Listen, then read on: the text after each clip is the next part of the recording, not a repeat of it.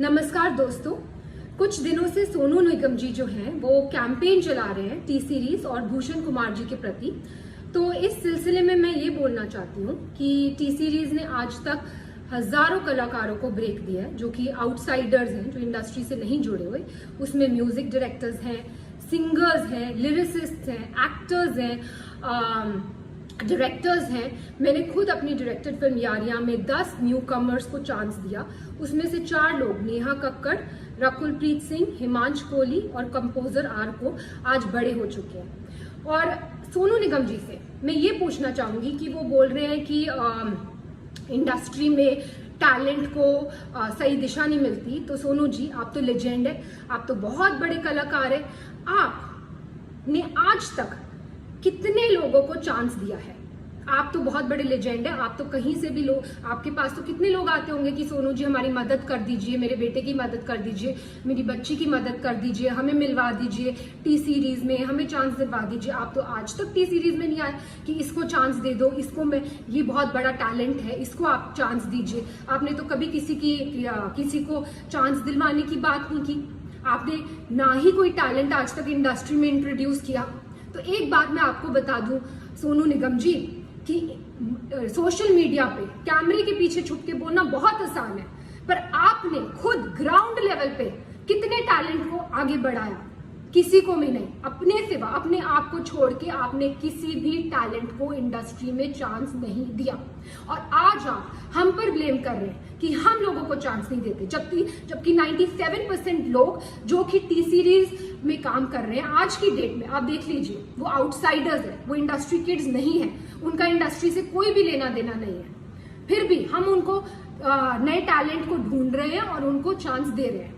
दूसरी बात जो आपने बोली अपने वीडियो में, वो आपने ये बोली कि भूषण जी आपके पास आए और उन्होंने आपसे कहा कि भाई प्लीज मुझे बाला साहब ठाकरे से मिलवा दीजिए, प्लीज मुझे स्मिता ठाकरे से मिलवा दीजिए, प्लीज मुझे सहारा श्री से मिलवा दीजिए। मैं आप सबको ये बताना चाहती हूँ कि सोनू निगम जी खुद 5 रुपए में दिल्ली की रामलीला में गाना गाते थे। वहां से इनको स्पॉट किया गुलशन कुमार जी ने। उन्होंने इनका टैलेंट पहचाना, इनको टिकट्स दी फ्लाइट की, इनको बॉम्बे बुलाया और इनसे कहा गया कि बेटा मैं तुझे बहुत बड़ा कलाकार बनाऊंगा। आप बताइए सोनू निगम जी, आपसे ये बात कही गई कि नहीं कही गई कि आपको बहुत बड़ा कलाकार बनाएंगे? कही गई। और गुलशन जी ने आपकी इतनी एल्बम्स की, इतनी फिल्म्स की, आपको इतना इतना इतना ऊंचे मुकाम पे पहुंचाया। एनीवेज, अब मैं ये बताना चाहती हूँ कि 1998 में जब टी सीरीज की फैमिली के साथ ये हादसा हुआ था और गुलशन कुमार जी को खत्म कर दिया गया था, तब सोनू निगम जी ने क्या किया? तो सोनू निगम ने सोचा कि अब तो टी सीरीज का क्या होगा, टी सीरीज का तो कोई करता धरता है नहीं। ननू यानी कि भूषण कुमार, जो कि गुलशन कुमार जी के बेटे हैं, वो तो सिर्फ 18 साल के हैं, उनको तो कुछ आता धोता है नहीं। वो तो खुद ही मेरे पास आके हेल्प कर रहे हैं, मांग रहे हैं कि भाई मुझे इससे मिलवा दो, मुझे इससे मिलवा दो। वो तो किसी को इंडस्ट्री में जानते नहीं है। तो ये कंपनी तो खत्म होने वाली है, तो भाई मैं पहले अपने आप को सेफ गार्ड कर लूं। तो इन्होंने जाकर एक दूसरी म्यूजिक कंपनी के साथ, इनकी मतलब कोई भी वो नहीं थी, कोई भी इनको थैंकफुलनेस नहीं थी कि टी सीरीज ने मुझे इतना आगे बढ़ाया। आज टी सीरीज फैमिली में इतनी बड़ी प्रॉब्लम आई है तो मैं इनके साथ खड़ा रहूं, मैं भूषण की हेल्प करूं और उसको मिलवाऊं लोगों से। रादर ये तो खुद दूसरी कंपनी के साथ जाकर इन्होंने एल्बम कर ली और भूषण इनके पास आकर मदद मांग रहे हैं कि भाई मुझे ये कर दे, वो कर दे। और इस मदद का एहसान ये आज जता रहे हैं, वीडियो बनाकर जता रहे कि तूने मुझसे ये मदद मांगी। एनीवेज, तो भूषण जी ने इनसे मदद मांगी कि भाई प्लीज मेरे लिए दीवाना एल्बम कर दे, क्योंकि ये तो भाई पूरी तरह से एहसान फरामोश होकर दूसरी कंपनी में चले गए थे। और इन्होंने जब अब इन्होंने एटीट्यूड दिखाया कि वो मेरे सामने आए, मुझसे मदद मांगे, और मदद इन्होंने करी भी और उसका भी एहसान जता रहे हैं। इन्होंने दीवाना एल्बम करी, ठीक है। फिर उसके बाद इन्होंने जो वीडियो में दूसरी बात कही वो ये कही है कि भूषण जी ने इनसे मदद मांगी कि भाई मुझे अब्बू सलीम से बचा ले। अब मैं आपसे ये पूछना चाहती हूँ सोनू निगम जी कि अब्बू सलीम से बचाने के लिए भूषण जी आपके पास क्यों आए? प्लीज इस बात पे तहकीकात की जाए। क्या सोनू जी के रिश्ते थे अब्बू सलीम से? डेफिनेटली थे, तभी तो वो उनके पास मदद मांगने आए। और इन्होंने खुद अपने वीडियो में बोला है कि वो उनके पास मदद मांगने आए। नेक्स्ट चीज जो मैं ये बोलना चाहती हूँ कि सोनू जी ने बोला है कि भूषण जी पे एक लड़की ने आरोप लगाया मीटू का, और उसके बाद वो आरोप वापस ले लिया गया और भूषण जी ने माफिया की चाल चली, पर मीडिया को सब पता है, मतलब भूषण जी मीटू रेपिस्ट है, लेकिन ये बात माफिया ने दबा ली। अब मैं आपको ये बताना चाहती हूँ सोनू जी कि मीटू एक बहुत ही अच्छी मूवमेंट थी जो स्टार्ट की गई इसलिए ताकि सोसाइटी में जो ऐसे लोग हैं, जो बुरे लोग हैं, उनका सफाया हो सके।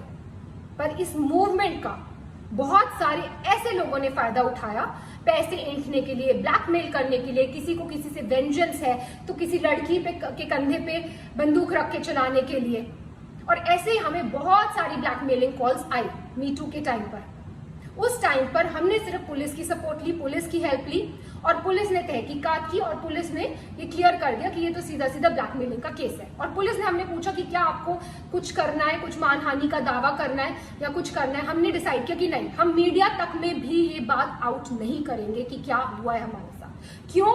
क्योंकि हम खुद किसी लड़की को डाउन क्यों करें, हम किसी लड़की को क्यों उसको इस तरह भरे बाजार में उसकी इज्जत उतारें। लेकिन उसका ऐसे बहुत सारे केसेस आए हमारे पास, और उसका फायदा आप जैसे लोग उठाते हैं। और कई लड़कियों ने एडमिट भी किया कि कई लोगों ने जो सच्चे दुश्मन है इंडस्ट्री में, उन्होंने वो पीछे थे इस मिली भगत के, लेकिन देखिए आप आज भी इसका फायदा उठा रहे। मैं पूछना चाहती हूँ सोनू निगम जी, क्या है मीटू मूवमेंट? मैं लगा दूं आप पे मीटू, तो मैं लगा दूं आप पे मीटू, बोल दो आप मीटू रेपिस्ट है, हो जाएंगे आप मीटू रेपिस्ट। तो प्लीज सोच समझ के वीडियो बनाया कीजिए, क्योंकि आपने धमकाया वीडियो में कि आप उस लड़की का वीडियो आउट कर देंगे। बेशक कीजिए, पर नेक्स्ट टाइम कोई भी वीडियो आउट करना हो, याद रखिए प्रूफ के साथ कीजिए। बिना प्रूफ के मीटू मूवमेंट का कोई मतलब ही नहीं है।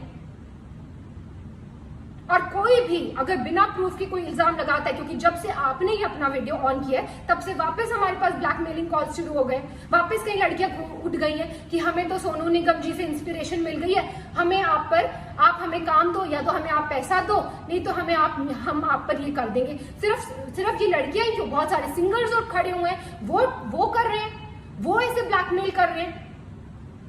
मुझे ये वीडियो बिल्कुल भी नहीं बनाना था सोनू निगम जी, और भूषण जी ने तो मुझे स्पेशली बोला था कि हमें चुप रहना है, हमें चुप्पी साधे रखनी है, लेकिन आपने अभी भी अपनी कैंपेन बंद नहीं की। आज भी हम कोशिश करते हैं टी सीरीज से कि 80% लोग 100% लोगों को चांस दे, पर कई बार लोगों को काम नहीं मिल पाता बिकॉज सो मेनी रीजंस। किसी म्यूजिक डायरेक्टर, कोई धुन में कोई कलाकार जाता है, कोई धुन में कोई कलाकार जाता है। 80% लोगों को तो काम मिल रहा है ना मार्केट में, जो 20% को लोगों को काम नहीं मिल रहा वो कोई भी शुरू हो जाएगा, कोई भी किसी पे भी आरोप लगा सकता है। तो ऐसा माहौल है। और आपने जब अपना वीडियो ऑन किया तो मैं आपको बता दूं कि मेरे साथ क्या हुआ। मेरे हस्बैंड के against death threats, social media पे डेथ थ्रेट्स, मेरे लिए रेप थ्रेट्स, और मेरे बच्चे के लिए थ्रेट्स। मैं क्यों सहूं ये सब, मैं क्यों सहूं अपने बच्चे के लिए थ्रेट्स? और अभी भी आपकी कैंपेन बंद नहीं हुई है, अभी भी आपकी कैंपेन जारी है। आप इतने सारे सिंगर्स को अभी भी इकट्ठा कर रहे हैं और उनको एक गठबंधन बना रहे हैं, और उनको बहका कर जिनको काम नहीं मिल रहा फॉर व्हाटएवर रीजंस, उनको काम इस बात में लगा रहे हैं, इस पब्लिसिटी लेने के ये मुद्दे में लगा रहे हैं कि उनके आपके साथ मिल जाए और टी सीरीज को हम कैसे खत्म कर दें, भूषण कुमार को हम कैसे खत्म कर दें। एक बात मैं आपसे कहना चाहूंगी सोनू निगम जी, आप किस टाइप की हैं ये तो आपकी बीवी ने क्लियर कर दिया था। उन्होंने खुद आप पे, आपको याद है, आपकी बीवी ने खुद आप पे इल्जाम लगाए हैं। प्लीज याद कीजिए उन इल्जामों को। आपने पब्लिकली जो आपकी बीवी ने आप पे इल्जाम लगाए थे, और फिर आप दूसरों पे इल्जाम लगाइए। और मैं बिल्कुल, जैसे कि मैंने कहा, मैं बिल्कुल इस हक में नहीं थी कि मैं ये वीडियो बनाऊं, लेकिन इतनी मैं कश्मकश में हूं, क्या करूं, बनाऊं ना बनाऊं, ये सच्चाई लाऊं कि नहीं लाऊं। फिर मुझे फाइनली गीता से मुझे मेरा आंसर मिला। गीता में जब अर्जुन भगवान कृष्ण से पूछते हैं कि मुझे ये युद्ध नहीं लड़ना है, ये युद्ध लड़के किसका फायदा होगा, तो भगवान कृष्ण अर्जुन को समझाते हैं कि एक योद्धा के लिए धर्म से बढ़कर युद्ध लड़ने के अलावा और कोई बड़ी चीज नहीं है। अगर तुम युद्ध नहीं लड़ोगे तो तुम अपना यश गवाओगे, तुम्हारा अपयश होगा, संसार में लोग तुम्हारे अपयश की चर्चा करेंगे, और तुम्हारे दुश्मन हर तरह की कटु वचन बोलकर तुम्हारा वर्णन करेंगे, और वही हो रहा है। सब लोग कटु वचन बोल रहे हैं, सारी दुनिया, जैसे कि मैंने बोला मुझे रेप थ्रेट्स आ रहे हैं।